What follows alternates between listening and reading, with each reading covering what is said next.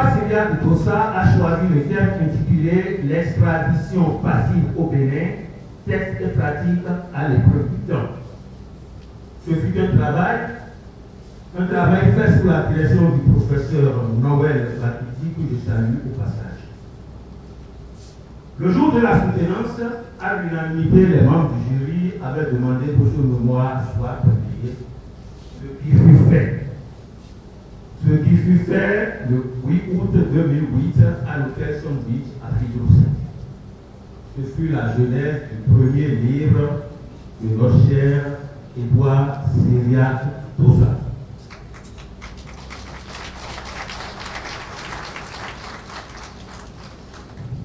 Plus comme notre homme est un récidiviste, il fait la publication d'un deuxième ouvrage intitulé Introduction thématique au code de procédure pénale et autres textes complémentaires en République du Bénin. Et comme l'on dit qu'il n'y a jamais 203, nous sommes là aujourd'hui pour l'enfrontement du troisième ouvrage. Ce troisième ouvrage qui a pour titre Droit pénal judiciaire. Et l'homme de théâtre que je suis, quand on commence par être dans un espace où on parle de peine, on parle de spécial, j'ai tout intérêt à détemper pour ne pas tenir des propos malencontreux, compromettants et prendre malgré moi le chemin de l'humanité. Alors, je voudrais en toute humilité inviter le maître de maison, le maître de terre, le professeur, le recteur, M.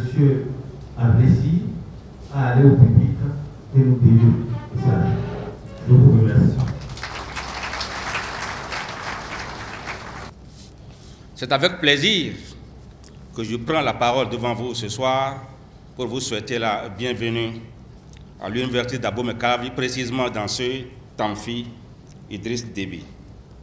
Ce jour, 14 octobre 2023, est une date importante dans l'histoire du droit béninois. Un éminent juriste, docteur en droit privé et sciences criminelles, magistrat enseignant à l'Université d'Abomey-Calavi et président de l'une des institutions les plus prestigieuses et les plus importantes dans la superstructure judiciaire, lance un ouvrage, je dirais un ouvrage de référence. Un ouvrage dont la thématique est rarement abordée et traitée par des universitaires béninois et de la sous-région. Il s'agit du droit pénal spécial. L'auteur en question est le docteur Syriaque Dossa. Mesdames et messieurs, chères autorités, l'ouvrage qui est lancé aujourd'hui se décline en 2 tomes. Le premier tome est intitulé « Les infractions traditionnelles », dont le volume est de 841 pages, et le deuxième tome est intitulé « Les infractions émergentes et particulières », dont le volume est de 667 pages.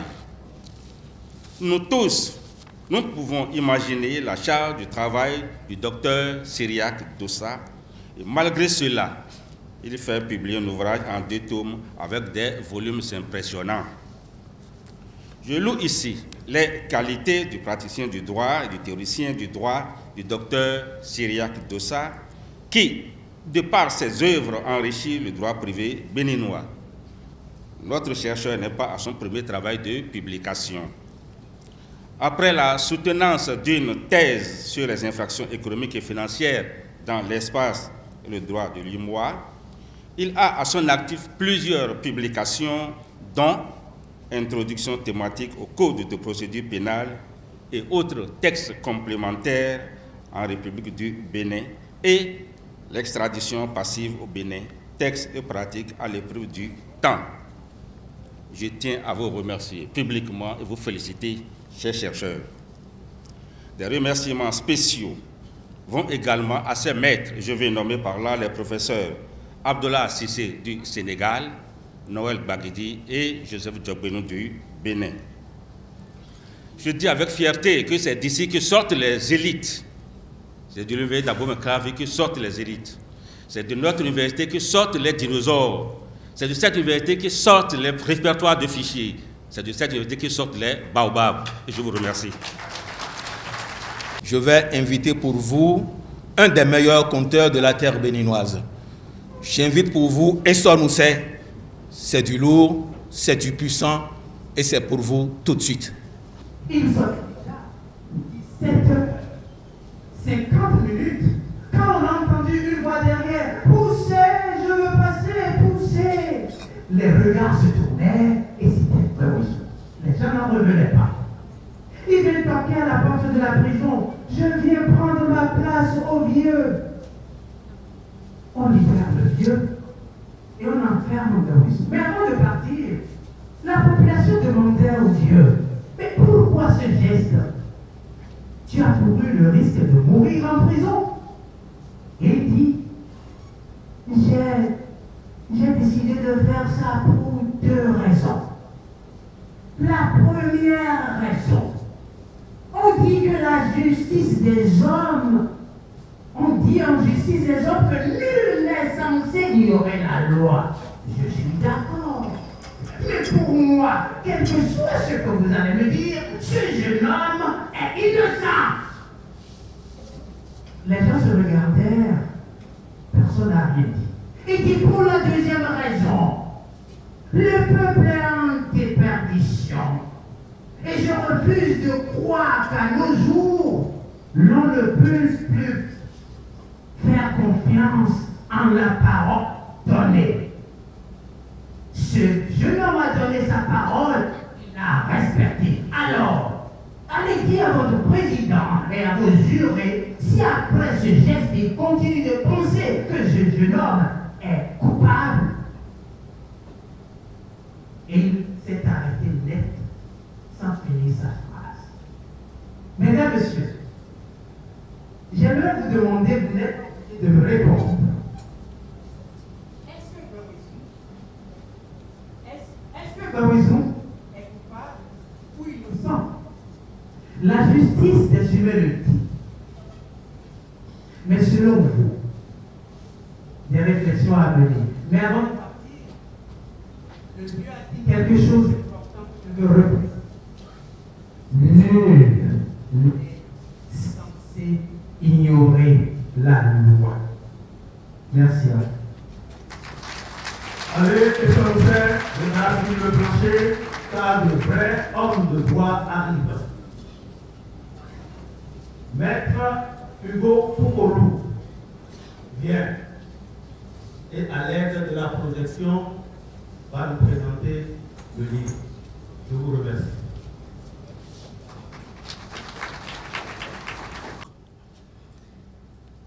Alors,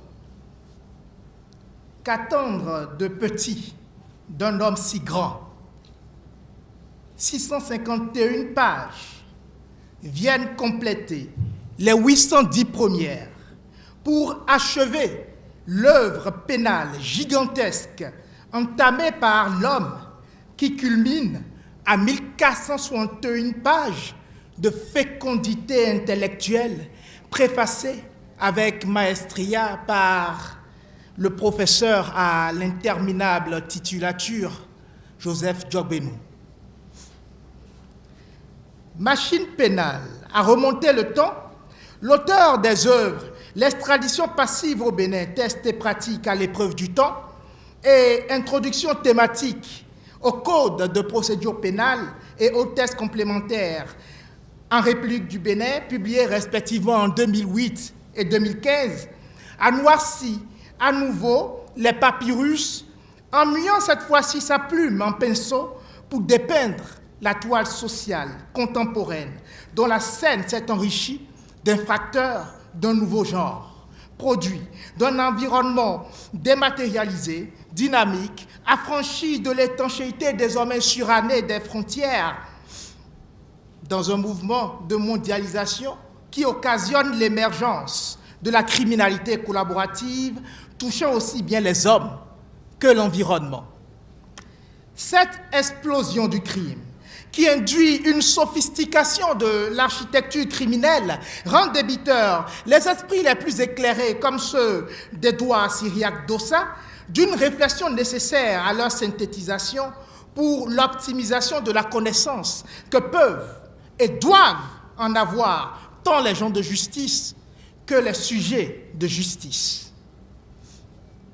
Dans une démarche opportunément binaire, avec pour critérium l'évolution du classique vers le moderne, l'auteur qui, comme Janus, le dieu romain des portes à double face, scrute le passé dans le présent pour mieux appréhender l'avenir, a su mettre au service de sa réflexion la sève de sa double qualité d'universitaire et de praticien chevronné pour cerner tous les angles, même ceux morts, du droit pénal spécial de notre époque.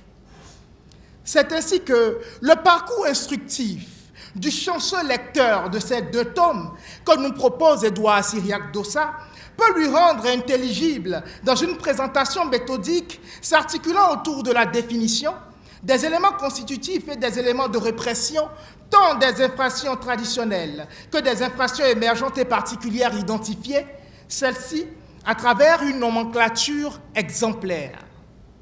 Ce catalogue de près de 1000 infractions, les premières traditionnelles et les dernières émergentes, éclatées en 2 tomes, semble se hisser en droit pénal spécial au rang des instituts dans le corpus juris civilis de Justinien et traversera donc les âges pour continuer d'innerver le droit pénal spécial.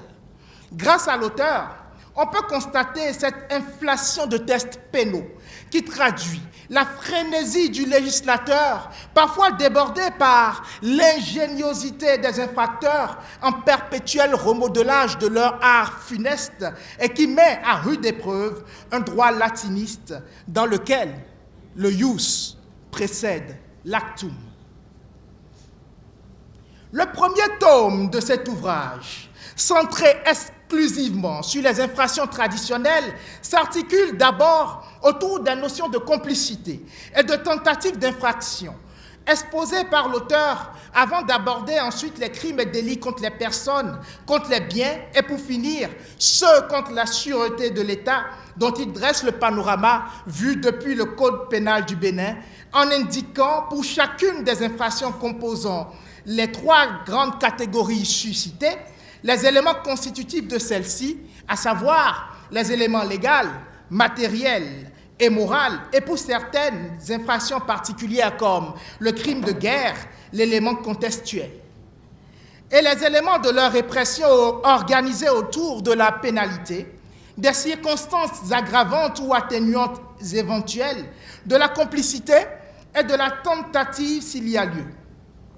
L'auteur rassemble dans ces 810 premières pages toutes les infractions prévues et réprimées depuis le Code Bouvenet, ancien siège légal des infractions en Afrique occidentale française, jusqu'à l'avènement de la loi numéro 2018-16 du 28 décembre 2018 portant Code pénal en République du Bénin.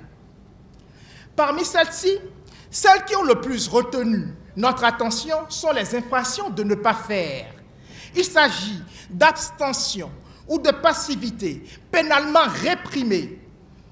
Ainsi, la non-dénonciation de harcèlement sexuel par toute personne ayant connaissance de la commission de cette infraction sur une autre est un délit que la loi punit d'une peine d'emprisonnement allant d'1 mois à 1 an et d'une amende de 50 000 à 500 000 francs CFA ou l'une de ces 2 peines seulement. Ce type d'infraction marque le souci pour le législateur de créer en chaque citoyen l'esprit de société qui interdit l'individualisation et oblige chacun d'entre nous à percevoir l'atteinte à l'un des membres de la société comme une atteinte personnelle, de telle sorte que toute ignorance intentionnelle d'une infraction commise sur un alter ego constitue également une infraction. Quant au 2e tome de cet ouvrage, l'auteur nous y conduit de la 5e à la 649e page, avec dextérité, dans la découverte des infractions émergentes et particulières qui ne nous sont pas encore familières.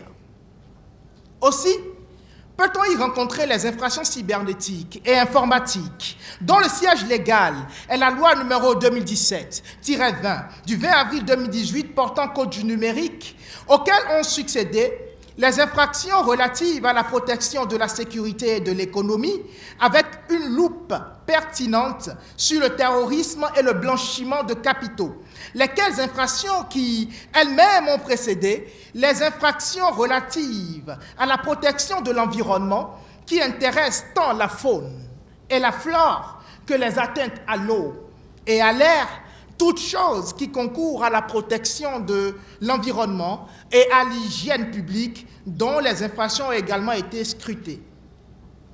Mais c'est la présentation des infractions aux lois particulièrement spéciales, à savoir les infractions maritimes avec la montée de la piraterie dans le golfe de Guinée, les infractions au code douanier, celles au code foncier et domanial, à la santé publique et aux forces de défense et de sécurité, qui a rendu holiste la réflexion si brillamment entamée. Nous avons pu nous rendre compte que certaines infractions émergentes et particulières ébranlent quelque peu les principes traditionnels du droit pénal rappelés dans le premier tome, et ceci pour des raisons évidentes.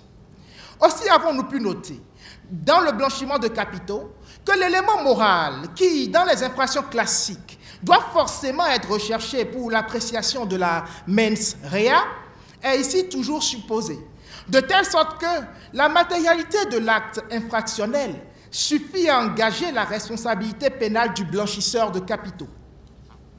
Ce raisonnement est également emprunté par le législateur s'agissant des infractions phoniques, pour lesquelles la présomption d'intention coupable s'analyse en certitude dès lors qu'il existe un acte matériel des dites infractions, comme prescrit par l'article 168 de la loi numéro 2002-16 portant régime de la faune au Bénin. Par ailleurs, l'auteur attire notre attention sur le fait que les personnes assujetties aux obligations de prévention contre l'infraction de financement du terrorisme pourront être poursuivies pour l'infraction elle-même lorsqu'elles auraient manqué à leurs obligations. Cette nouvelle dynamique rend chaque citoyen policier de son concitoyen, mais plus encore, parce que sa propre responsabilité pénale est engagée en cas de défaut de vigilance. Si la légèreté des sentinelles est pénalisée par le législateur, c'est certainement en raison de la portée de ces nouvelles infractions à victimes de masse, dont il faut absolument empêcher la commission, car la répression des préjudices causés est quasi utopique.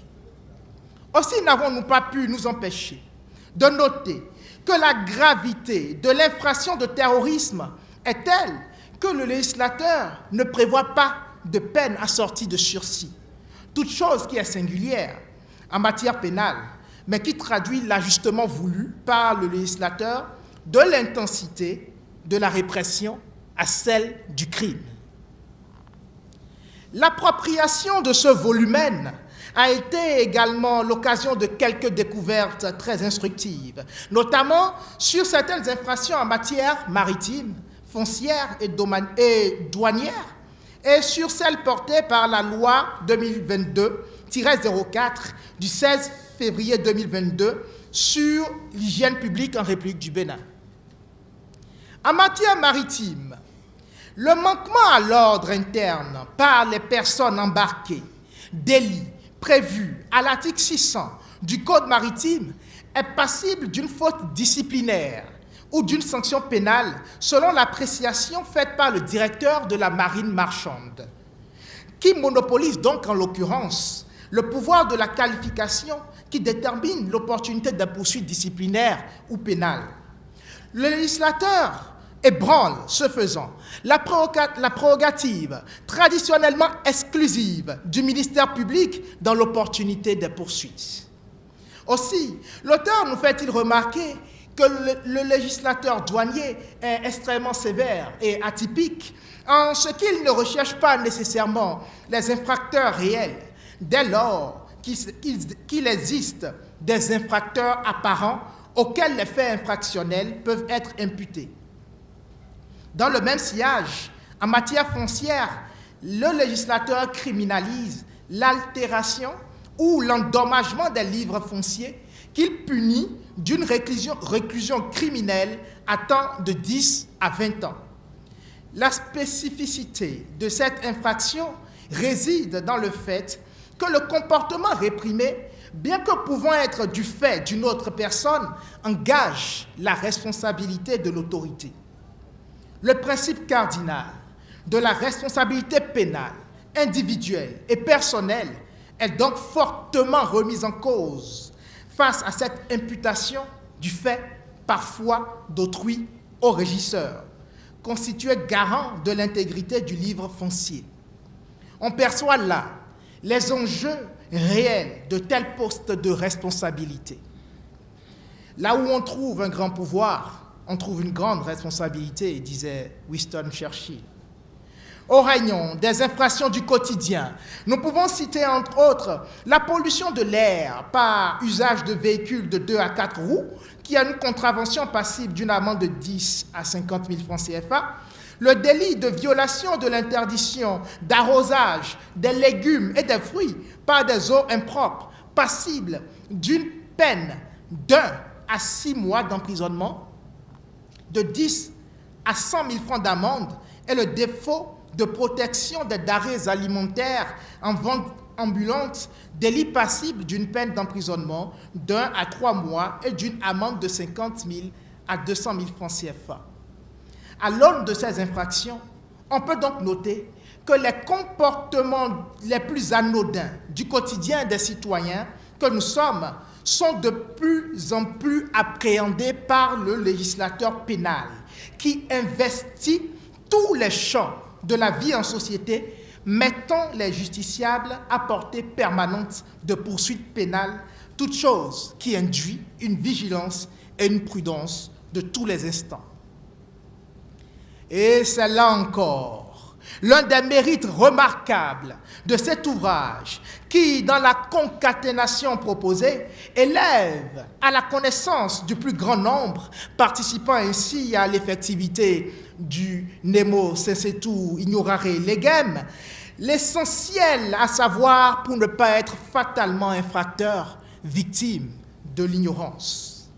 Ainsi, l'éclatement de l'ouvrage en 2 tomes n'est définitivement pas pour défier les questions de reliure, mais pour séparer les infractions traditionnelles de celles nouvelles, afin de rendre les lecteurs attentifs à chacune d'entre elles, tout en constatant l'évolution des principes classiques et historiques de droit pénal dans un bel exercice d'aggiornamento nécessaire pour tous.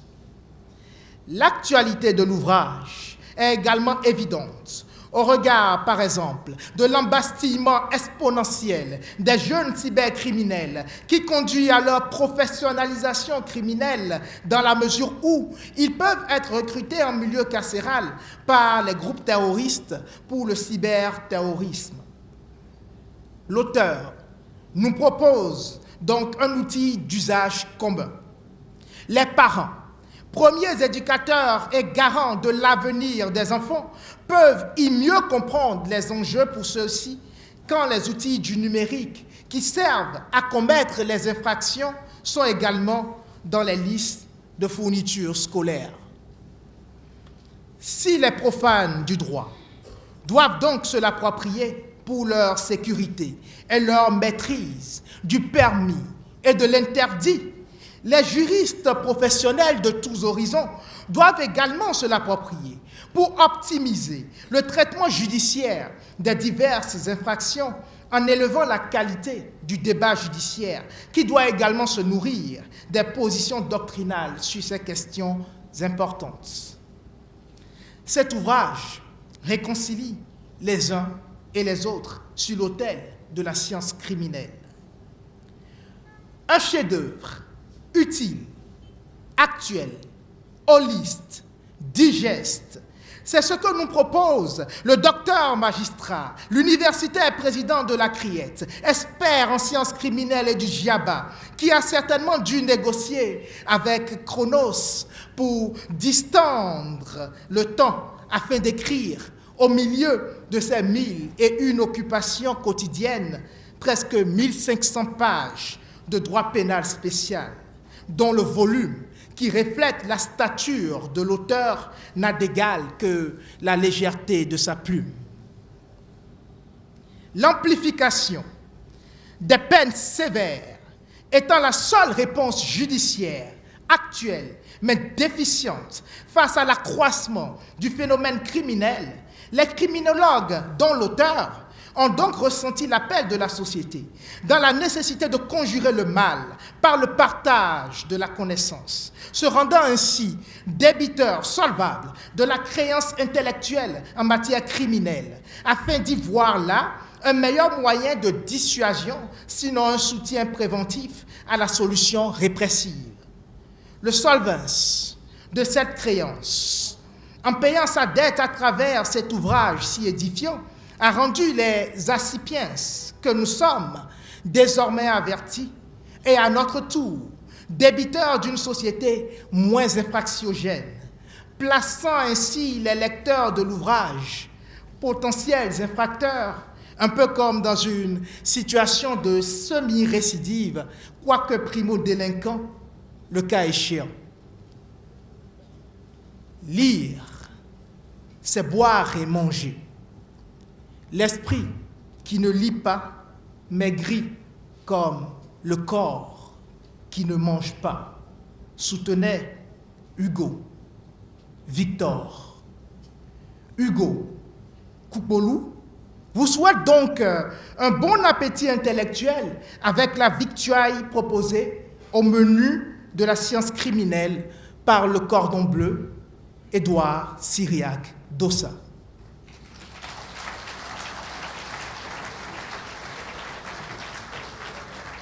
La démonstration magistrale, le dépouillement magistral de Maître Koukolou, je vais inviter devant vous des hommes et des femmes qui ne se servent que de leurs mains et de leur poitrine pour rythmer les pas endiablés de leur danse.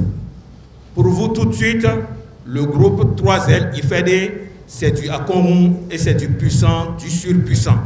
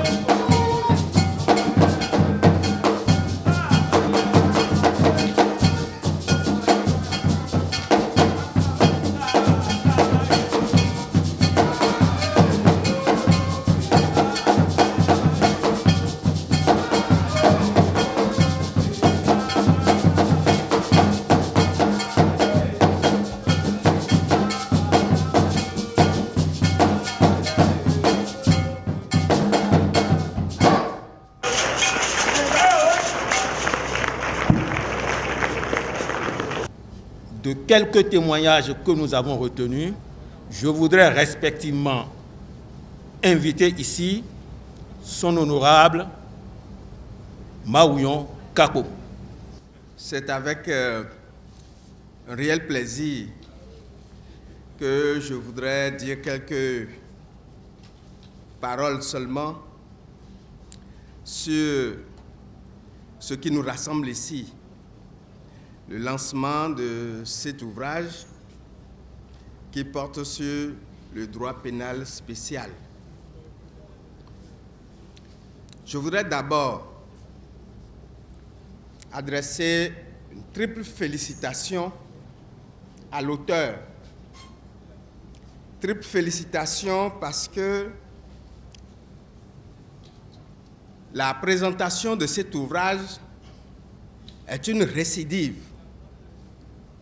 Le présentateur principal l'a souligné tout à l'heure, parce que cet ouvrage n'est pas un produit du hasard. Il s'inscrit dans une perspective et dans une démarche d'approfondissement de ce qui a été entamé depuis que l'auteur a commencé à produire des réflexions sur notre droit pénal.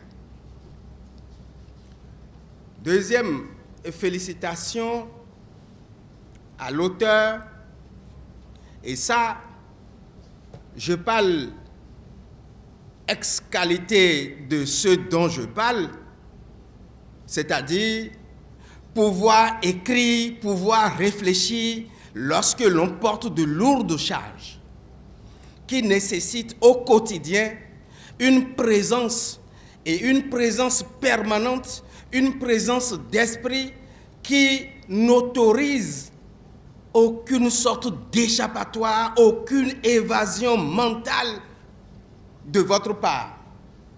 Et si dans ces conditions, vous continuez de produire une réflexion approfondie sur un domaine aussi délicat que le droit pénal traditionnel, le droit pénal spécial, nous devons en toute honnêteté de dire félicitations à celui qui produit ce type de réflexion. Je l'ai dit, je le dis parce que je l'ai vécu moi-même. Lorsque vous portez de lourdes charges, il est absolument très difficile de continuer de produire une réflexion et une réflexion soutenue pour pouvoir en faire un ouvrage capable d'être utilisé par plusieurs personnes. Troisième type de félicitation que j'adresse à l'auteur, c'est celle qui consiste à demeurer dans l'écriture, à demeurer dans la production de la réflexion, c'est-à-dire à continuer à mettre à notre disposition plusieurs essais, toujours dans le couloir professionnel judiciaire. Mesdames et messieurs, cette fois-ci, la réflexion dont il est question est une réflexion aussi bien approfondie que pertinente sur le droit pénal traditionnel, le droit pénal spécial en 2 tomes. Vous l'avez constaté, portant bien entendu sur des infractions aussi bien traditionnelles que sur des infractions particulières et émergentes. Nous avons, et il faut avoir le courage de le reconnaître, là un document de référence. Et quand je parle de document de référence, c'est d'un document auquel l'on doit se porter en toutes circonstances de la pratique du droit. Parce que ce document, il est indispensable aussi bien aux étudiants qu'aux professionnels du droit. Et quand je parle de professionnels du droit, je ne parle pas seulement d'avocats, de magistrats, je parle surtout également des OPJ, en tout cas, tout policier qui aspire à devenir un jour officier de police judiciaire. je parle également de documents de référence indispensables à tout citoyen, parce que tout à l'heure nous l'avons entendu et nous le savions déjà, nul n'est censé ignorer la loi. Et en se référant à cet ouvrage, l'on est en permanence dans l'univers du droit, mais l'univers du droit authentique. Et c'est à ce niveau-là qu'il est également nécessaire de préciser que nous avons ici une réflexion authentique, mais une réflexion authentique dans une perspective décoloniale. Je dis bien dans une perspective décoloniale parce que nous avions pris l'habitude, malheureusement, aussi bien chez nous que dans la sous-région, de consommer ce qui est importé. C'est-à-dire en matière de réflexion, en matière de ce que nous devons faire, nous avons l'habitude de consommer ce qui est importé, et c'est ce qui est importé qui importe pour nous, malheureusement. Heureusement que M. Dossat nous apporte une réflexion authentique, une réflexion qui s'origine de nous-mêmes et qui nous porte nous-mêmes vers nous-mêmes pour nous dire, dans notre univers aussi bien judiciaire que juridique, ce qui renvoie à la pratique du droit avec les éléments d'exemple que nous y trouvons. Ce document est porté par un souci méthodologique avéré.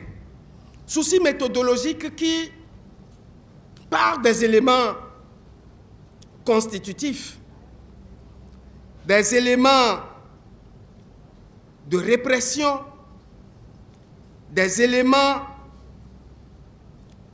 qui portent également sur ce qui est légal, sur ce qui est matériel et sur ce qui est intentionnel.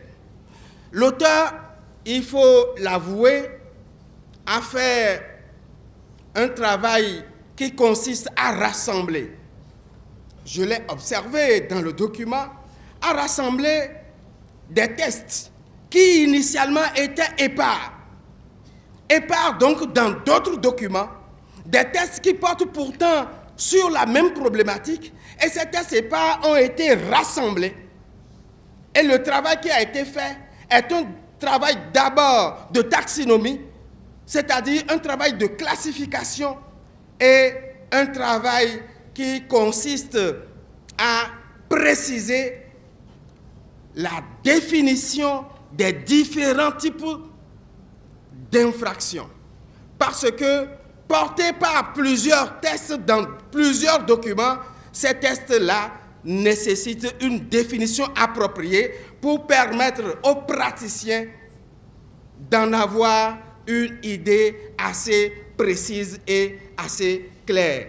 Parce que ces tests-là ne précisent pas toujours le type de réflexion, de répression à avoir lorsque l'on est en face de ces difficultés ou de ces exemples.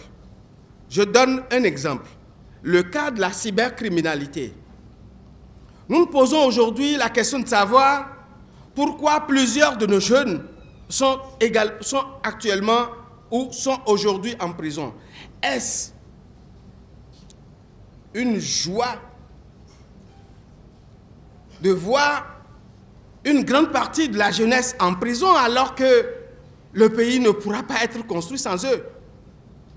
Le problème fondamental, c'est que cela ou que certains actes soient posés avec la conscience de l'avoir fait, ou que cela a été fait sans la conscience de poser un acte criminel, le problème est également un problème d'éducation.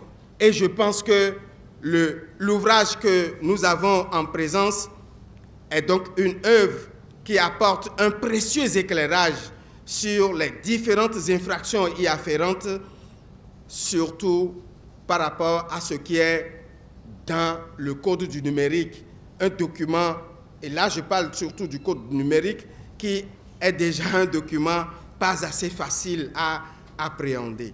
C'est pour cela que le travail qui a été fait par l'auteur est un travail que nous devons tous réellement saluer. Voici donc, mesdames et messieurs, un document,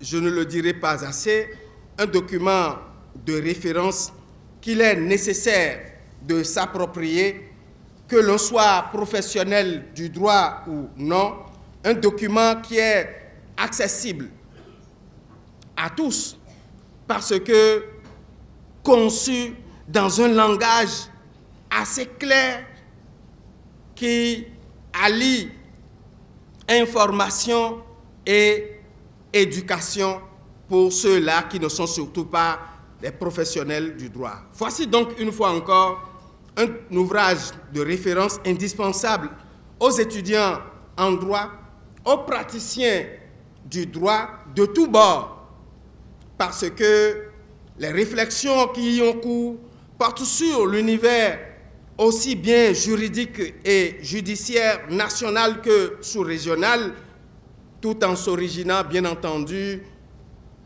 de la culture judiciaire. Voici, mesdames et messieurs, une réflexion de nous-mêmes sur nous-mêmes, parce que une réflexion qui parle de nous-mêmes dans notre environnement, sur ce que nous rencontrons chaque jour, sans savoir le comportement à adopter vis-à-vis de ces éléments-là. C'est bien donc le type de réflexion que nous devons avoir sur l'univers contemporain pour être dans la contemporanéité du droit aujourd'hui. Je voudrais terminer mon propos en insistant sur la qualité matérielle du document, parce que le plaisir que l'on a à lire un document, et vous savez bien que je suis un professionnel de la lecture, le plaisir que l'on a à lire un document, c'est le plaisir que l'on a à toucher le document, avec lequel immédiatement l'on établit une sorte d'affection, une sorte d'intimité. Et si ce document-là, par hasard, essayait de vous apporter une appréhension, vous vous en éloignez. Mais lorsque cette affection s'établit, cette connexion s'établit entre le document matériel et vous-même, la lecture devient alors facile. C'est pour cela que parfois, il est très fastidieux de lire des documents numériques, alors que des documents matériels, il est beaucoup plus facile. Mesdames et messieurs, je vous recommande bien entendu le document que nous avons sous les yeux. Et une fois encore, mes félicitations à l'auteur. Je vous remercie. Une réflexion nous vient de Ouagadougou. C'est celle de M. Émile Zerbo.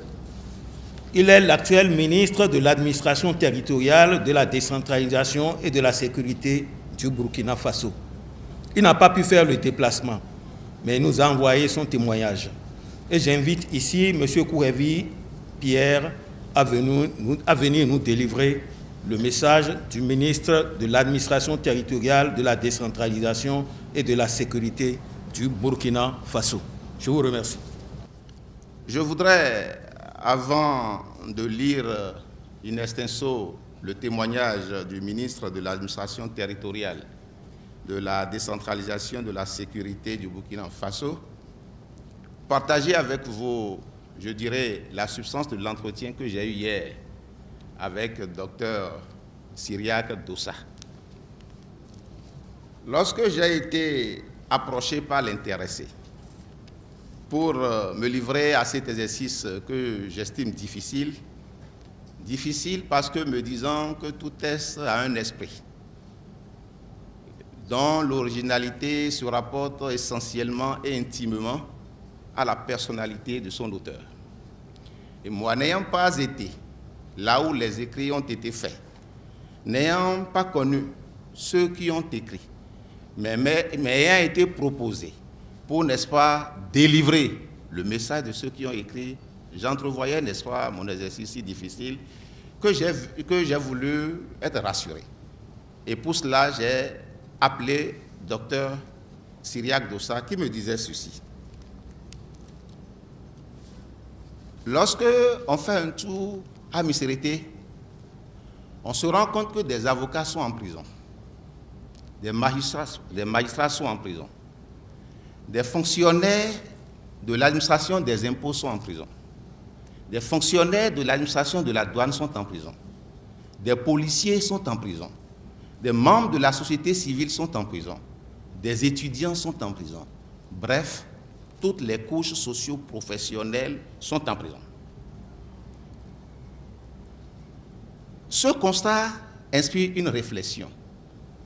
Toutes ces personnes qui sont en prison, sont-elles réellement des délinquants de nature ou ce qu'on pourrait se permettre d'appeler des délinquants accidentels? Si ce sont des délinquants accidentels, cela ne veut-il pas dire que tout citoyen est un présumé délinquant qui s'ignore? D'où la nécessité de se rendre compte qu'il y a un problème. Comment aborder ce problème? Comment le problème se présente-t-il? Et quelles sont les approches, n'est-ce pas, de solutions en termes d'essais qu'on peut proposer? Voilà les grands axes autour desquels donc s'est articulée la réflexion de M. Dossa. Et comme vous avez eu à l'entendre de mon prédécesseur, Dr Maounion Kakpo, honorable député, professeur Maounion Kakpo, honorable député à l'Assemblée nationale, ces témoignages viennent en fait conforter, je dirais même consolider ce qui a été dit tout à l'heure. Et c'est dans ce sens que le ministre de la décentralisation territoriale, de la sécurité du Burkina Faso, M. Émile Zerbo, écrit ceci, je cite, « Cher ami, je suis désolé de ne pas être physiquement présent ce jour auprès de toi à l'occasion du lancement de ton nouvel essai intitulé « Droit pénal spécial ». Mais je voudrais par le présent, en plus de me signaler, te dire combien je suis fier de toi. Mesdames et messieurs, parler de Cyriaque, c'est parler de calme, parler de gentillesse et de loyauté. En cela, Cyriaque est ami que tous aimeraient avoir. Parler du président Edouard Cyriaque Dossa, c'est parler de compétence, de sérénité et de rigueur. Lors de nos discussions professionnelles, après toutes et tous, il donne sans détour son opinion. Et généralement, son point de vue est retenu. Mais dans le peu de cas où son idée n'est pas retenue, il reste solidaire de l'équipe défendant l'opinion adoptée. Mesdames et messieurs, le droit pénal spécial est une branche analytique du droit criminel qui constitue une matière très complexe pour les profanes, mais également pour les théoriciens et praticiens. S'épancher là-dessus, à travers un essai, est un pari que le docteur et président Edouard Cyriaque Dossa a brillamment relevé et vous pouvez tous en être fiers. Auteur une fois, auteur toujours. Bonne suite. Fin de citation. Pardon. Bonne suite. Depuis Ouaga au Burkina Faso, ton frère et collègue Zerbo Émile. Ouagadougou, ce 12 octobre 2023. Fin de citation. À M. Edouard Cyriaque Dossa, à l'occasion du vernissage de ses ouvrages sur le droit pénal spécial. M. Edouard Cyriaque Dossa, je l'ai connu à travers ses travaux scientifiques sur le droit pénal et plus précisément à travers sa thèse intitulée « Les infractions économiques et financières dans le droit de l'espace UEMOA, cas du blanchiment de capitaux et du financement du terrorisme ». Cette thèse, soutenue en 2014, témoigne, si besoin est, des centres d'intérêt scientifique que nous avons en commun.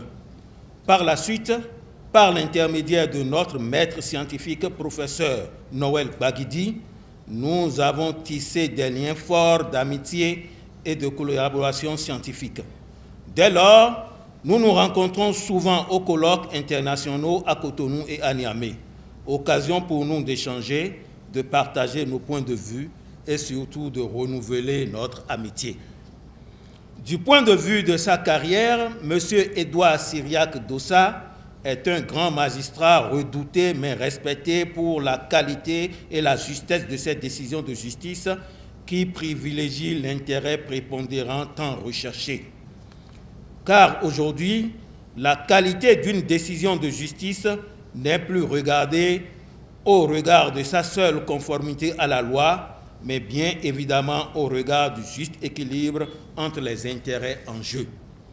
Magistrat et spécialiste des infractions économiques et financières au Bénin, Édouard Syriac Dossa a pu participer aux recherches et aux expertises sur cette question toujours prégnante. Dans le domaine des recherches portant sur le droit pénal, Édouard Syriac Dossa a effectué un travail intéressant et utile. En effet, son approche dont témoignent les deux ouvrages dont le tome 1 est intitulé « Droit pénal spécial », les infractions traditionnelles, et le tome 2, Droit pénal spécial, les infractions émergentes et particulières, qui viennent de paraître, sont de grande qualité scientifique et constituent sans aucun doute une importante contribution dans le domaine du droit pénal. Dans la vie, Édouard Syriac Dossa est une personne ayant de grandes qualités humaines et relationnelles, parmi lesquelles je peux citer son humilité, sa grandeur d'esprit, sa gentillesse et sa disponibilité. Je saisis cette occasion pour adresser à M. Édouard Syriac Dossa mes félicitations pour l'excellent travail à réaliser et lui souhaiter le meilleur pour la suite de sa carrière. Niamey, le 4 octobre 2023. M. Isidore Clément Kapochichi, président de la Commission béninoise des droits de l'homme, pour nous dire de vive voix son témoignage. Je vous remercie. J'ai accepté avec plaisir dire un mot par rapport au travail qui a été fait par mon cher ami, le docteur Syriac Dossa. Je revenais de la visite annuelle des prisons. Et dans une prison du Bénin que je ne vais pas citer, sur 2000 pensionnaires, nous avons 1000 jeunes de 18 à 24 ans, arrêtés et condamnés pour cybercriminalité, dans la fourchette de 5 à 7 ans. Et comme la Criette est un partenaire de la Commission béninoise des droits de l'homme au regard de la loi qu'il a créée, je me suis porté vers le président de cette cour. Je lui ai dit, j'ai un problème avec cette maxime selon laquelle nul n'est censé ignorer la loi. J'ai un problème parce que, et je suis heureux d'avoir le président de la Commission des lois de l'Assemblée nationale dans cette salle, lorsque la loi est votée, promulguée, on dit que nul n'est censé ignorer la loi lorsqu'elle est publiée au journal officiel. Mais est-ce que vous savez que dès que vous votez la loi, c'est les mêmes honorables députés qui l'ont votée, qui sont les premiers à tomber sous le coup de cette loi? Première question que je lui ai posée. Deuxième question, il y a dans nos prisons, comme l'a rappelé tout à l'heure le professeur Maouyon Kakbo, honorable député, toutes les catégories socio-professionnelles. Et parfois, on se pose la question de savoir si tout ce monde-là ne connaît pas la loi ou n'a pas entendu parler de l'infraction. La Cour constitutionnelle du Bénin a rendu plus de 1000 décisions de violation des droits fondamentaux de la personne humaine. Mais ça continue toujours. Pourquoi? Et le président de la Criette m'a dit, jeune frère, c'est un problème que nous devons régler au quotidien. Et aujourd'hui, en sortant ce livre, je me rends compte, après la présentation de Maître Hugo Koupoulou, qu'il y a des infractions que moi-même, je ne connais pas. Ça veut dire que tout un chacun de nous peut se retrouver dans les liens de la détention consciemment ou inconsciemment. Et alors je me plais à dire ceci. La loi doit être enseignée.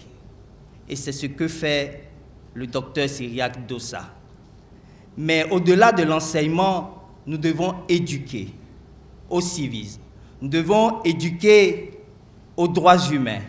Nous devons amener chacun à connaître les textes de la République et donc à revendiquer ses droits dans le respect de ces lois. Merci pour le travail formidable. Merci de nous donner l'occasion d'aller nous remettre nous-mêmes en question et d'apprendre davantage, car on ne cesse jamais d'apprendre. Le présentateur brillant de ce livre disait, si vous cessez de lire, c'est comme si vous cessez de manger. Merci de nous donner à manger. Merci. Témoignage sur le docteur Edouard Cyriaque Dossa. Je cite. Il y a bien des personnes pusillanimes qui voyagent, découvrent et contemplent simplement les facettes du monde. Puis, il y en a d'autres qui, bien que parfois discrètes et silencieuses, œuvrent obsessionnellement à son façonnement. Docteur Edouard Cyriaque fait partie de cette dernière. Il incarne avec pureté l'iconoclasme copernicien, avec une audace qui tranche avec le commun des intellectuels contemporains. Il est considéré comme un intellectuel chevronné, qui plaît à sa profession et inspire sa génération, et comme un magistrat de référence rompu à la connaissance des nuances, des subtilités, des complexités du droit pénal. L'histoire de ma rencontre avec l'homme remonte à plusieurs années.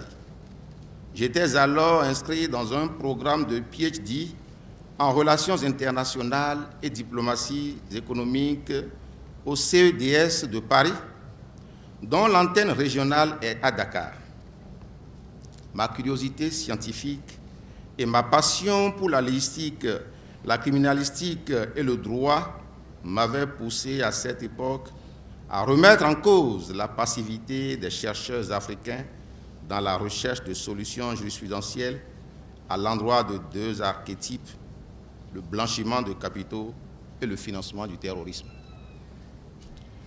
Quelle ne fut ma surprise de découvrir, avec non moins d'étonnement et d'admiration, la publication éclectique du docteur Edouard Cyriaque, entre parenthèses, 2017, Librairie africaine d'études juridiques, sur le traitement judiciaire des infractions de blanchiment de capitaux et de financement du terrorisme. Déjà à cette époque, cette problématique était nébuleuse et difficile d'accès à tous les praticiens de la région et du monde. Elle semble l'être encore plus à nos jours.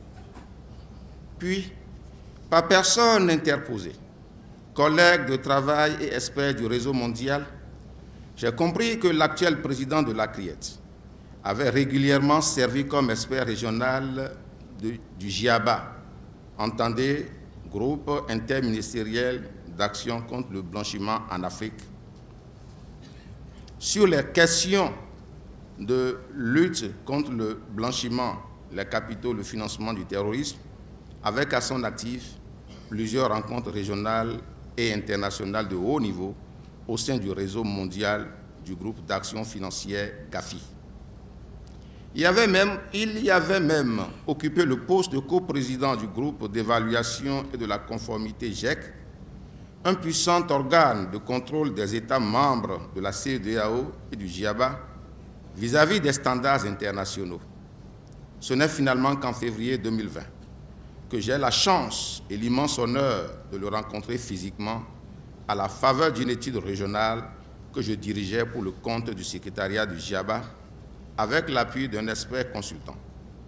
Mes souvenirs de nos échanges techniques dans les locaux de la Criette à Porto Novo sur la diversité et la complexité des catégories juridiques contenues dans les tests spéciaux, sur la lutte contre le blanchiment des capitaux, le financement du terrorisme, sont encore frais dans ma mémoire.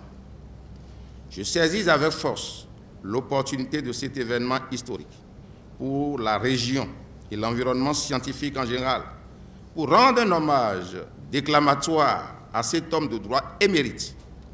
La communauté du GIABA est fière de ses initiatives de recherche, toujours empreintes d'audace et de sa contribution significative à la théorie des infractions conditionnées. Le secrétariat du GIABA entend mettre tout en œuvre pour faire de cette nouvelle parution une source d'inspiration pour ses actions de sensibilisation et de formation, ainsi qu'une base de connaissances au profit des praticiens du droit, en particulier ceux de l'UEMOA. Je parie que l'auteur même ignore la portée transnationale de son chef-d'œuvre. Des discussions sont d'ailleurs engagées à notre niveau pour voir comment accompagner la vulgarisation de ce précieux ouvrage, qui, j'en suis sûr, a le potentiel de révolutionner la stratégie probatoire des juges dans le traitement pénal inquisitorial des infractions de blanchiment de capitaux et de financement du terrorisme. En choisissant de traiter en profondeur, dans son actuel ouvrage, les infractions relevant de l'ordre judiciaire commun au pays de l'UEMOA, dont notamment le blanchiment des capitaux et le financement du terrorisme, l'auteur a achevé de convaincre de son audace de rendre scientifique et très compréhensible des infractions méconnues qui résistent à la maîtrise des experts, théoriciens et praticiens de la région et du monde. Ce 14 octobre 2023 est pour moi un grand jour où l'environnement judiciaire verra l'éclosion de nouvelles armes de lutte contre les flux financiers illicites et les économies criminelles. J'écris ce propos, malgré tout, avec une ambivalence psychologique caractérisée d'une part par immense fierté et d'autre part par un profond regret de ne pas pouvoir être parmi vous physiquement.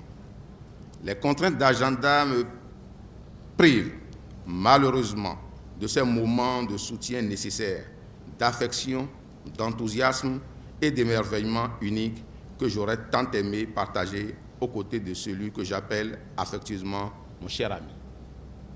L'homme propose, dit-on, Dieu dispose.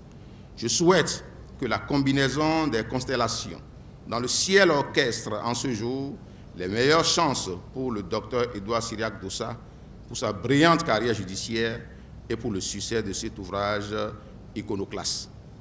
Puisse ce nouvel élan scientifique apporter un souffle nouveau et un regain d'intérêt pour le droit pénal spécial au Bénin, en Afrique et dans le monde entier. Monsieur Idrissa Ouattara, cadre à la direction des politiques et recherches du GIABA, Groupe interafricain d'action contre le blanchiment en Afrique, expert régional en lutte contre le blanchiment de capitaux et financement du terrorisme, Dakar, Sénégal. Fin de citation.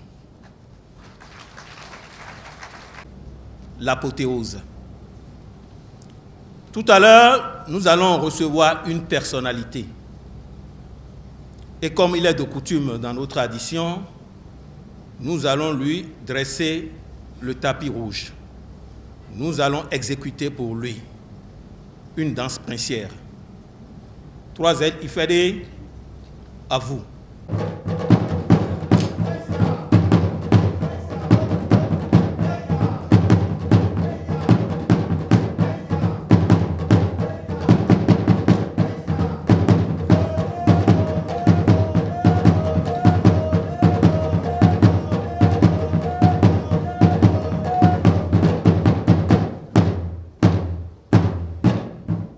Chers frères, collègues, Siriac Dossa, Mesdames et Messieurs,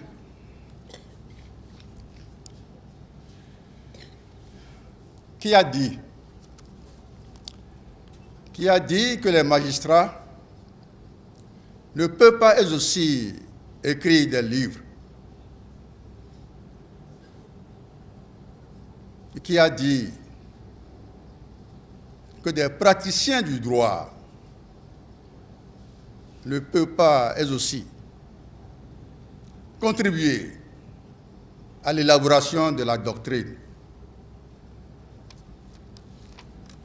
Mais avant de recevoir des réponses à ces questions résolument provocatrices, je voudrais vous saluer.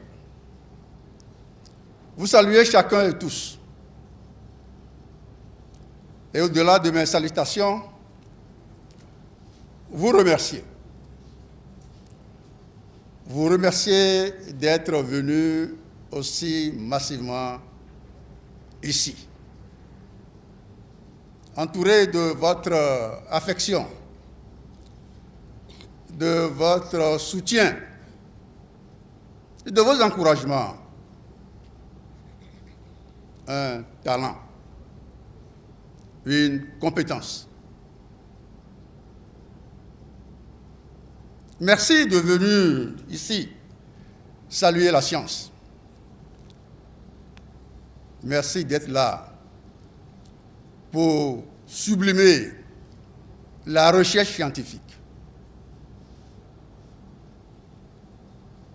Merci de la réponse favorable que vous avez donnée à l'invitation d'un magistrat qu'on ne présente plus. Qui puis-je encore vous dire, alors que tout a été déjà dit?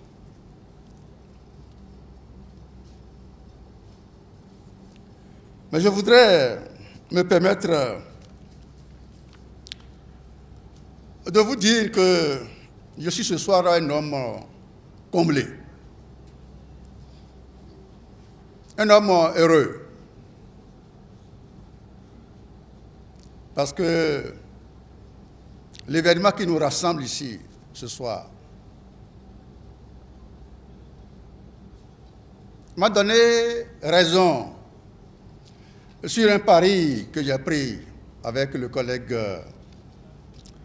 Cyriaque Dossa. Et je m'en vais vous dire ici le témoignage que j'ai fait publiquement à ma première entrée, à la première audience solennelle de rentrée de la Cour suprême, depuis que j'ai pris les charges de cette institution. Je cite: la Cour chargée de la répression des infractions économiques et du terrorisme CRIET, qui, faisant son incursion dans le paysage judiciaire national, a suscité beaucoup d'interrogations, impacte positivement aujourd'hui les mœurs, affirme son autorité et prend toute sa part dans la moralisation de la vie publique. Si elle n'avait pas existé, clament déjà certains compatriotes, il aura fallu l'inventer. Fin de citation.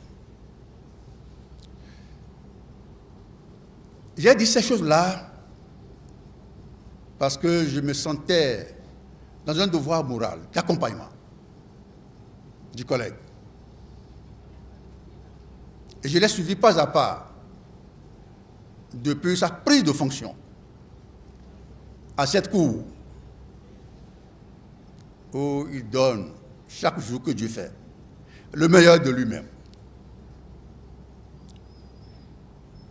Et malgré tout ça, il est parvenu. Il est parvenu à donner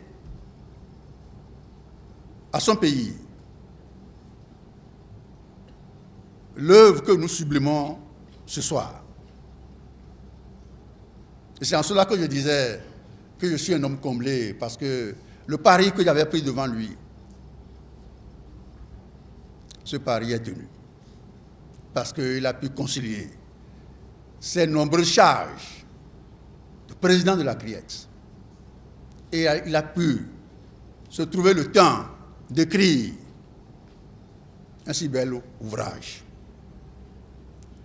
Je voudrais, du haut de cette tribune, lui dire toute mon admiration, lui dire toutes mes félicitations et lui dire combien la compagnie judiciaire, combien les magistrats, combien les professionnels du droit sont fiers de lui.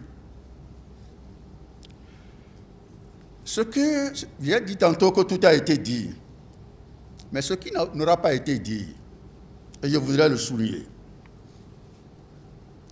c'est que le collègue Dossa vient de rendre un service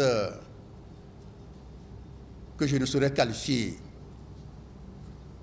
aux juges, aux magistrats de la République.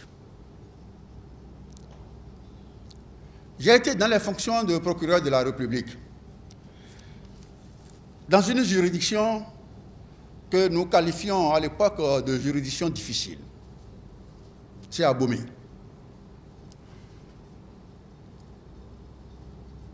Je tenais régulièrement avec mon substitut, qui est aujourd'hui mon directeur de cabinet à la Cour suprême, le magistrat Fayomi Isaac, nous tenions régulièrement des statistiques.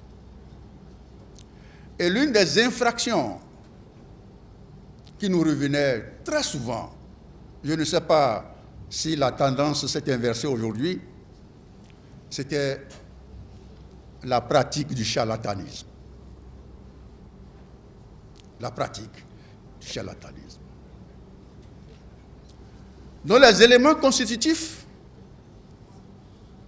n'étaient pas écrits nulle part. Nulle part. Et les magistrats que nous sommes, le parquetier que j'étais, nous devrions, devant les faits, nous sommes quand même des Béninois. Le juge n'est jamais n'être désincarné. Il vient de quelque part. Il vit des réalités. Il connaît les réalités de notre milieu. Mais le droit est ce qu'il est.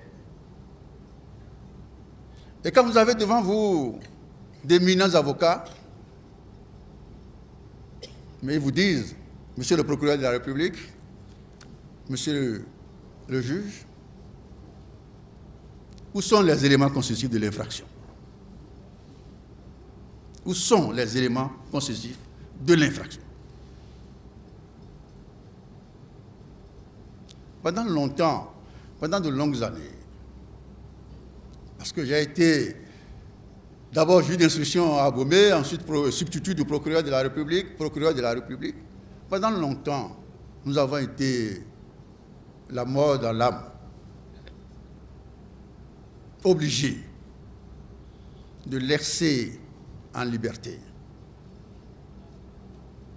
des gens dont nous étions certains qu'ils avaient commis l'infraction. Mais n'ayant pas réussi à établir leur culpabilité sur la base des éléments constitutifs, parce que le droit pénal spécial, c'est tout cela. Et la devise, nos maîtres nous l'ont appris à l'école. Plutôt 1000 délinquants en liberté que seuls innocents en prison. Et par conséquent, nous laissions partir en liberté des gens contre qui, en tant qu'Africains, en tant que Béninois, nous savions qu'ils étaient responsables de la mort de tel enfant. Au point où un commandant de brigade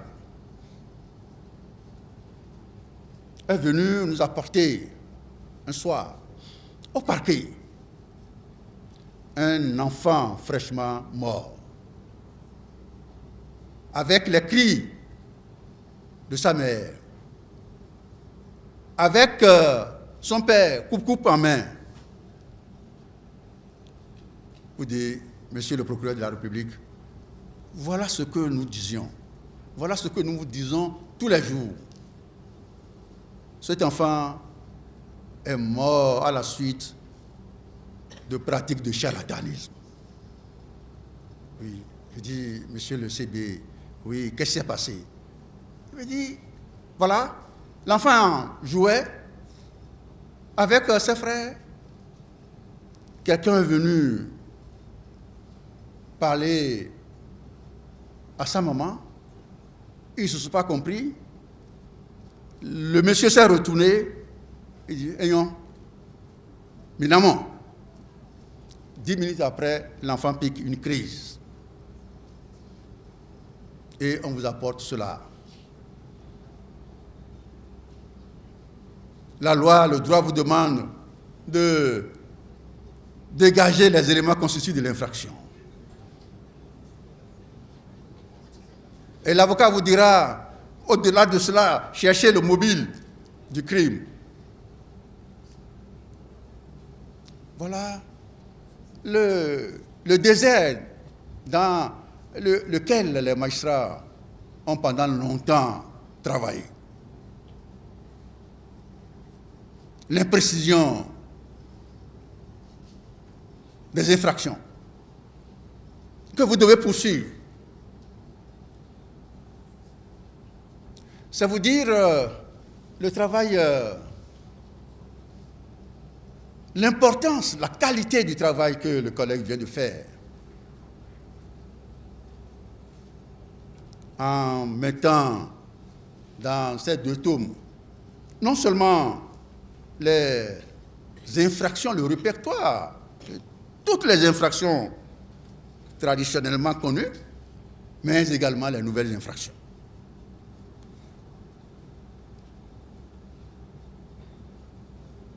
Je discutais il y a seulement quelques jours avec un ami quand à la télé nous avons vu passer qu'une infraction venait d'être, disons plutôt que des Béninois venaient d'être poursuivis devant la cour de M. Dossa, devant la Criette, pour quelque chose qui, selon mon ami, sortait de l'entendement. J'ai dit non, plutôt que de crier au scandale, cherchez à savoir les éléments constitutifs de l'infraction. C'est de cela qu'il est question. C'est de cela qu'il s'agit. Et c'est ce que le collègue vient de faire. Alors je voudrais, au nom de toute la magistrature, le remercier, le féliciter et lui dire tout le soutien que nous lui devons et que nous lui apportons. Les 2 tomes de l'ouvrage dont nous procédons au lancement aujourd'hui constituent un répertoire, procèdent à des analyses au risque de prendre position par endroit. J'ai discuté avec lui sans avoir lu l'entièreté des ouvrages. Mais je voudrais saluer les hostilités qui caractérisent ces 2 tomes, ainsi que la qualité qui se dégage des pages que le lecteur aura du plaisir à parcourir. Je reste convaincu que ce lot d'ouvrages préfacé par l'éminent professeur, le professeur Jobguinou Joseph, sera un succès de librairie. Du moins, c'est ce que je souhaite. J'invite instamment les magistrats, les professionnels du droit, les universitaires, les étudiants et pourquoi pas les justiciables à s'approprier le contenu de la production juridique que le collègue Edouard Siriac-Dossa met aujourd'hui à la disposition du monde juridique et judiciaire. Je dirais, met à la disposition de notre cher pays, le Bénin. Je souhaite à chacun de nous ici présents, ainsi qu'à ceux qui seront amenés à acquérir les 2 tomes, une judicieuse exploitation, car nul n'a le droit d'en prétester cause d'ignorance. Mesdames et messieurs, je vous remercie de votre bienveillante attention. Plutôt va prendre un autre format, celui d'un marché, où nous allons mettre en vente nos ouvrages. C'est une entreprise que je compte tenir avec le grand frère Pierre Claver-Tossou, que j'invite à me rejoindre ici à ce pupitre. Avant de commencer cette vente, je voudrais partager avec vous la petite expérience que j'ai eue avec mon père, mon feu père, aujourd'hui, qui me contait des histoires sur le Japon, la France surtout, les États-Unis, et puis surtout le Vietnam, la guerre du Vietnam. Et j'ai été curieux de lui demander un jour quel vol prenait-il pour aller dans tous ces pays pour acquérir toutes ces connaissances-là. Et il m'a dit, mon cher enfant, c'est de ma chambre et dans mon lit que j'ai pu faire tous ces voyages-là. Évidemment, à travers les livres. Ce qu'il me disait, c'est ce qu'il avait lu. Et donc, j'avais compris depuis lors que la meilleure agence de voyage, la meilleure compagnie de voyage, c'est bien les livres. Et à travers les livres, on peut faire la science, on peut faire le droit, on peut faire bien d'autres disciplines. Et c'est à ça que je vous convie aujourd'hui. Je voudrais que vous soyez tous des juristes. À partir de ces ouvrages mis à notre disposition, presque gratuitement. Lorsque mon père m'a parlé, j'avais essayé de faire voyager des gens. J'avais essayé d'écrire. Et j'avais commencé à écrire en 1994.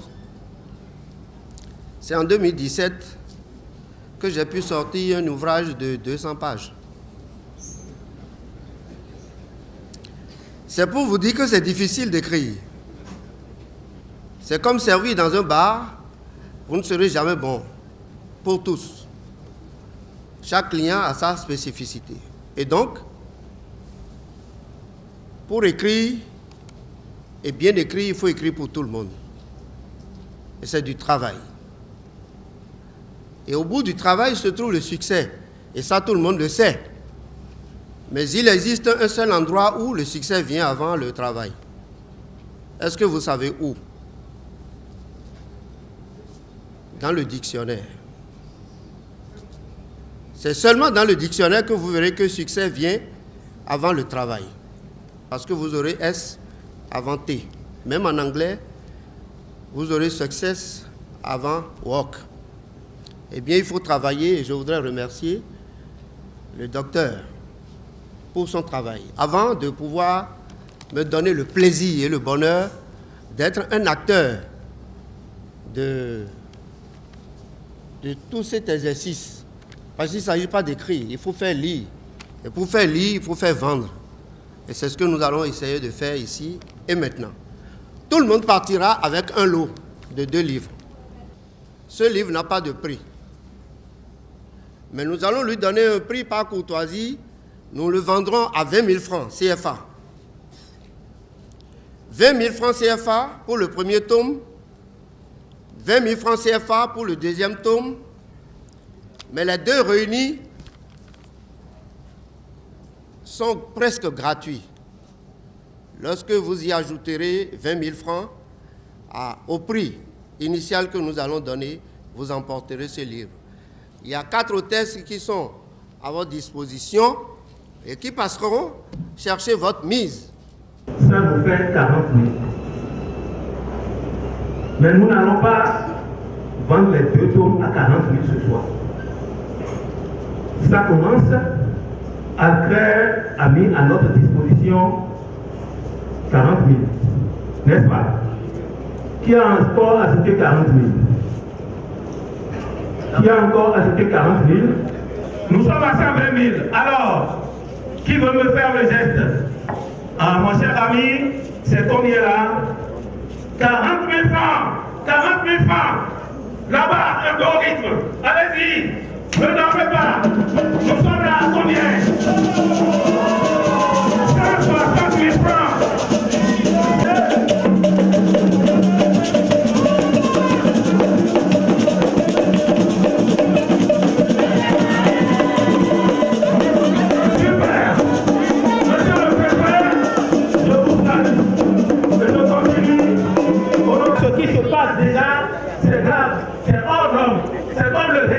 En paix. C'est ça déjà ce qui se passe ce soir. Quelqu'un vient de me donner un chèque. Devinez? Patriarche. Vous devinez? Cher professeur, vous devinez? Oh, vous n'y êtes pas. Vous n'y êtes pas, professeur. Mon cher recteur, je veux jauger le niveau de l'université. Bon, je vous facilite un peu la tâche, c'est pas 2 millions, c'est plus que ça. Alors, 3 millions, voilà pourquoi l'université forme des baobabs. Applaudissez. 3 millions, je viens de recevoir 3 millions. Sogema ferme le marché, le Dantopa du campus se ferme. Nous avons fait une recette de 8 610 000 francs. 8 610 000 francs. Nous avons fait une recette de 8 610 000 francs. Et certainement, comme ce n'est que 2 personnes qui ont applaudi, c'est que je me dis que quelqu'un a encore la volonté de nous porter jusqu'à... Combien? J'ai entendu 80 000 francs. Bon, je vous remercie. Remercier toutes les personnalités ici présentes qui ont répondu à mon invitation. Qui suis-je? Il n'y a pas de verbe à déployer ce soir pour mériter votre déplacement collectif. Je mesure l'effectif de ce soir.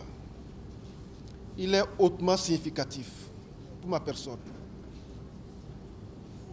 Et si vous le permettez, je voudrais vous dire les raisons qui m'ont poussé à écrire cet ouvrage. Elles sont au nombre de 3, mais pas des meilleures. J'ai commencé, continué et fini cette rédaction sur le fondement de 3 colères.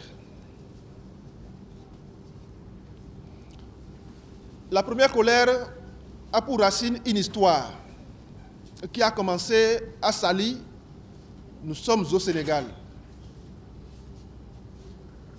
Invité en tant qu'expert par le groupe intergouvernemental d'action de lutte contre le blanchiment de capitaux et le financement du terrorisme en Afrique de l'Ouest, j'ai fini une communication dans laquelle j'ai adopté une position de droit. Et puis après, nous sommes allés à la pause. Mais au retour, les organisateurs m'ont dit, Monsieur le Président, j'étais alors procureur à Ouidah, Monsieur le procureur, il y a un professeur d'université qui nous a abordé invité lui aussi, Togolais de nationalité, mais établi à Abidjan, enseignant à l'université Houphouët-Boigny de la dite ville, qui s'est rapproché de nous pour dire que ce que le procureur a dit dans son développement, ça n'existe pas en droit. Professeur titulaire de droit, il était. Bien évidemment, il avait en toute évidence une suprématie intellectuelle sur ma personne. Lorsqu'il a fini de parler, j'avais honte de moi-même. Parce que il n'y a pas un troisième larron pour nous départager dans le temps. Le collège, alors présent, avait semblé, en tout cas c'est ce que j'ai perçu, lui donner raison parce qu'il était professeur titulaire de droit, enseignant dans une université qui semble plus élevée que ma provenance, l'université d'Abomey-Calavi. Je venais d'être fraîchement docteur.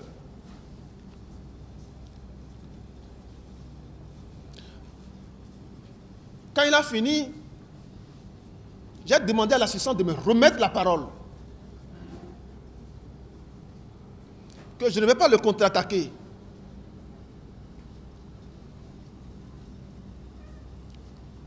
Mais je tenais à dire une seule chose. Je vais reprendre l'avion à l'envers sur Cotonou. Mais je laisse le soin aux autorités de Djiaba de vérifier entre ce professeur ce qu'il a dit en contre-attaque et ce que j'ai émis comme analyse en action. Si c'est lui qui a raison sur ma personne intellectuelle, je ne voudrais plus, au grand jamais, que le Djiaba m'invite en tant qu'expert à ces réunions. Je n'ai plus rien à dire et j'ai remis le micro.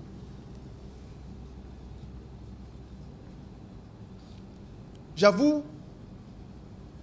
que les 2 jours qui restaient pour finir cette grande réunion de tous les experts de la sous-région m'ont paru longs. Parce qu'à chaque instant, j'avais honte de moi-même. Et quand je rencontrais les autres experts qui n'étaient pas encore parvenus à savoir qui a raison parmi nous tous, je n'étais pas heureux. Je suis rentré vraiment mal à l'aise sur Cotonou. Nous étions en 2015. En 2017, j'ai reçu une correspondance du Djiaba m'invitant pour une réunion similaire à Abuja. Billet d'avion à l'appui. J'ai demandé la permission à mon ministre, qu'il a accordé. J'ai pris l'avion via Lomé pour Abuja. Et le premier jour, j'ai rencontré les autorités de Djiaba. J'ai dit, mais écoutez, 2 ans plus tôt, je vous ai dit, si c'est moi qui ai tort de ne plus m'inviter à vos réunions, je ne sais pas, vous n'allez pas donner de billets d'avion à un tonneau vide. Pour toute réponse, on m'a dit, est-ce que tu as vu le professeur ici à Abuja avec toi? J'ai dit non, il dit, voilà notre réponse. C'est toi qui avais raison. J'ai dit, les outils de réflexion avec lesquels j'ai combattu ce professeur à Saly, au Sénégal, il voudrait que je rédige un ouvrage avec. Ma plume a commencé dans ce cadre-là depuis 2016. Mais c'est une plume qui a été renforcée par une deuxième colère. Quelle est-elle? Vous l'aviez dit, j'ai été nommé en 2018 président de la Cour de répression des infractions économiques du terrorisme. Presque presque, derrière toutes les décisions rendues par cette institution, le peuple béninois, en bonne partie, voyait la présence musclée du pouvoir en place. C'est une injure à nous qui animons cette structure. Autrement dit, on ne sait pas dire le droit. Donc nous dirigeons une institution qui broie qui veut l'être. C'est une grosse insulte. Donc la deuxième colère, il faudrait démontrer avec la réserve qui est la nôtre que nous maîtrisons la matière et qu'on n'a pas besoin d'être manipulé.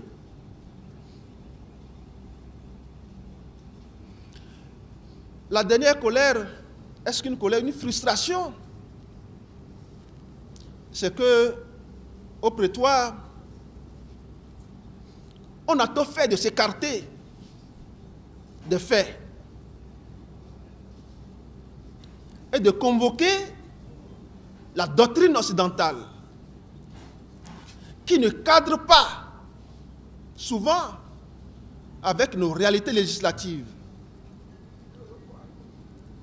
Et ça crée une brouille, une mésintelligence intellectuelle. Très souvent, entre le poursuivant et la défense. Qu'est-ce que nous avons à faire avec les réflexions de Malaba, de Jean Pradel, si celles-ci sont inspirées par des textes occidentaux? On n'en a que cure. Donc il est temps que nous nous voyions en face. Nous qui nous livrons à un combat intellectuel qui n'arrange pas du tout la défense ou alors les principes directeurs du droit processuel au pénal, il faudrait qu'on se voie entre nous pour remettre la balle au centre avant de repartir. C'est la raison fondamentale pour laquelle je nous ai invités à l'université. C'est ici qu'on a appris le droit, avant d'aller le mettre en mouvement au prétoire. Nous y sommes. Ici, nous sommes tous apprenants, nous sommes tous professeurs. Le lieu m'est symbolique. Nous allons repartir dès lundi en juridiction, et sur le fondement de la rédaction, les débats seront objectifs et les gens vont cesser, j'ose bien le croire de toutes mes forces, qu'elles soient physiques ou intellectuelles, le gouvernement en silhouette, en filigrane, en dessous des décisions. C'est malheureux de l'entendre. C'est malheureux davantage de le dire. Je vous remercie encore une fois.